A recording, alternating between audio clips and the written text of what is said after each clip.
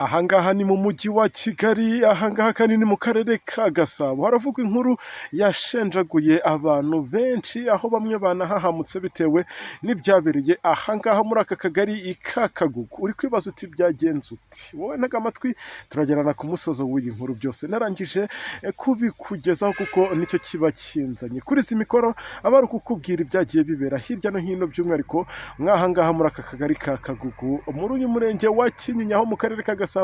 Ibyagiye bihabera muri uyu mujyi wa Kigali ngiye kugenda mbikubwira byose ijambo kurindi. Reka nkwibutse ko rero YouTube channel yacu ari nayo yanyu ikiri yayindi, ni Subiza TV. Niba rero ukigeraho ari bwo bwa mbere, nta kindi tugusaba usibye gukora kuri iryo jambo ryanditseho subscribe cyangwa sabone bitewe nuko ubyita, ubundi tujye twibanira muri aya makuru tugutegurira buri uko bwije nuko bukeye. Mwibutsa ko kandi iyo ukoze ibyo ngibyo ariyo nkunga ya mbere uba uduhaye. N'ibitekerezo byawe ni ingenzi, ujya hasi muri komenti uze kugira icyo wandikamo bitewe n'ibi ngibi ngiye kugenda nkubwira. Biraza kugenda binadufasha kuko ni mwebwe mbaraga zacu. Reka nizere ko mwese mumeze neza, abatameze neza kandi namwe reka mbabwira ngo pole sana, ariko kandi ntabwo biri burangirire aho ngaho. Ndabasabira kuwiteka kugira ngo aze kubashoboza muze kumera neza mwese, kuko nicyo kintu mba mbasabira. Murabizi ko nta mutima mubi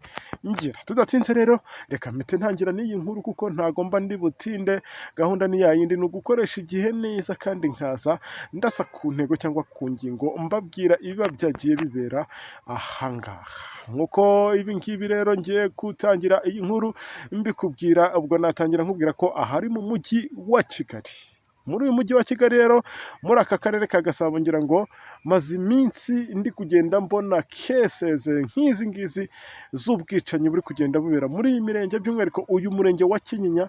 Ngira ngo unteze amatwi ntabwo ari ubwa mbere wakumva mvuze Kinyinya kandi hagaragaye amabi. Ngira ngo aha muri aka kagari ka Kagugu rero, muri uyu murenge wa Kinyinya, nk'uko bigenda bigaragara ko byabereye muri aka karere ka Gasabo mu mujyi wa Kigali. Aha ni ahazwi nko kwa Gatera.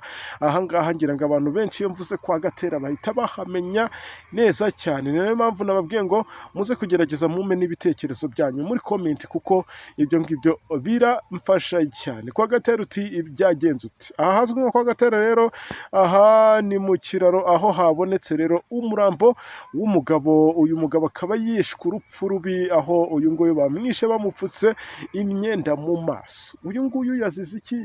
Bamuhoraga iki? Yishwe nande? Byose reka ngende mbikugezaho ubashe kugenda usobanukirwa neza uko uyu nguyu yaje kugirirwa nabi.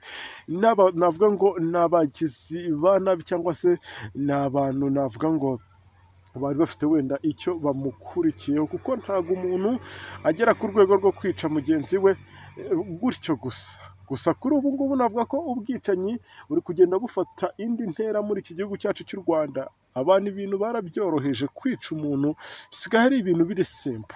Sinzi impamvu rero ubwo leta y'u Rwanda yakagombye kuba ishyiramo imbaraga muri ibi bintu byo kugenda barebera hamwe bamwe mu baturage bagenda bahungabanyirizwa umutekano na bagenzi babo, kuko aho bimaje kugera ibi ngibi bimaje kuba indengakamere. Ngira ngo rero nk'uko ngiye kugenda byose mbikubwira, nubwo aha habonetse uyu murambo, si n'ibyo gusa, hirya gatoya y'aho uyu murambo wabonetse hasanzwe n'undi mugabo nawe wakubiswe, wagizwe intere banamutsindagiye mu kiraro.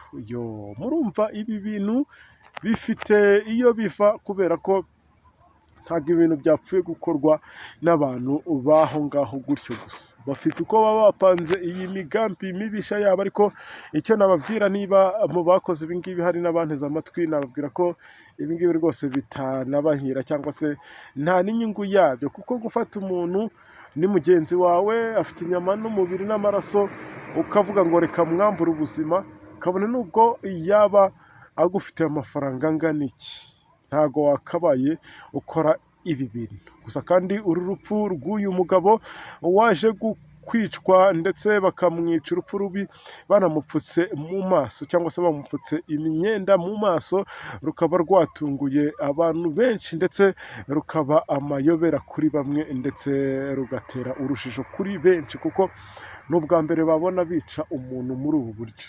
Kandi koko ibi ngibi ntago bimenyerewe kubera ko uburyo bamwishe ngira ngo birababaje cyane. Birababaje ngira ngo nubwo ndi kugenda nkugezaho iyi nkuru, nyuma y'iyi nkuru ndaza no kugenda nkubwira n'ibindi byabereye muri Nyagatare nabyo byaje guhahamura abatari bakeya. Ni nayo mpamvu mba nkusaba ngo ujye ukomeza ubane nanjye, nkomeza no kugenda ubwo nkwibutsa ko YouTube channel yacu ikiri ya yindi ni Subiza TV.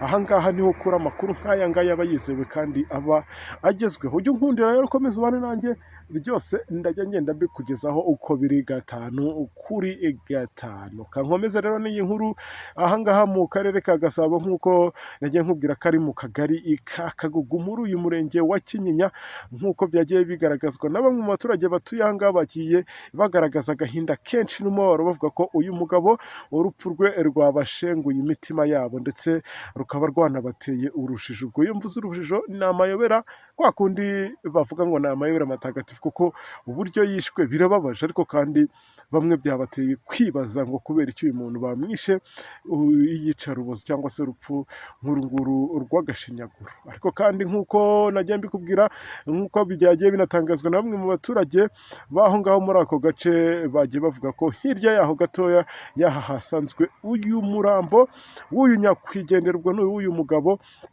bagiye bahamiriza neza ko atari ibyo ngibyo gusa bagiye babona, kuko ngo hirya yaho uyu murambo waruri cyangwa se yaho uyu mugabo waje kwicwa gutya atsindagiwe imyenda mu maso, ngo baje kugenda banahasanga undi mugabo utari wagashizemo umwuka, ubwo yaragitera akanyuma, kubera ko ngo naho baje kuhasanga undi mugabo nawe, ubwo nawe bari bamugize intere, yari yakubiswe cyane nk'uko byagiye bigaragazwa.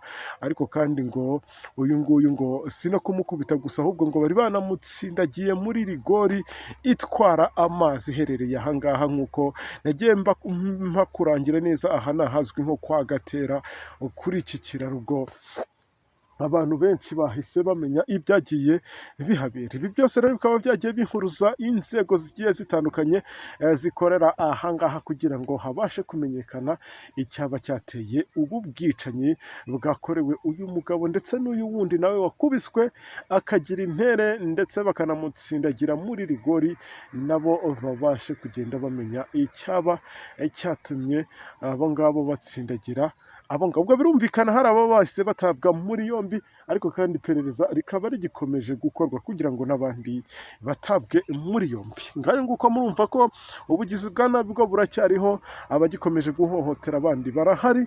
Ni nayo mpamvu ndi kugenda nibutsa inzego zibireba cyangwa se zibishinzwe kuba zabishyiramo imbaraga cyane, kuko turi kugenda tubona abantu bapfa umunsi ku wundi kandi bishwe na bagenzi babo.